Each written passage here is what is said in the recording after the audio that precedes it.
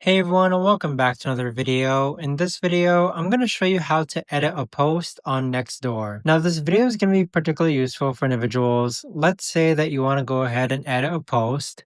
How do you actually go ahead about doing so? Now, this video is going to be short, sweet, and simple, guys. There's not going to be a lot of steps involved.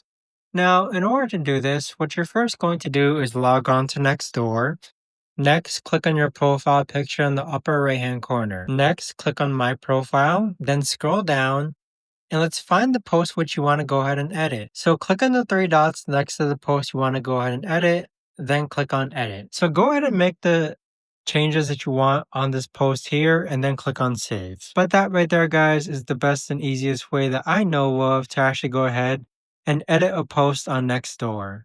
If you guys know of a better or easier way to actually do this, let me know in the comments down below. I would love to know.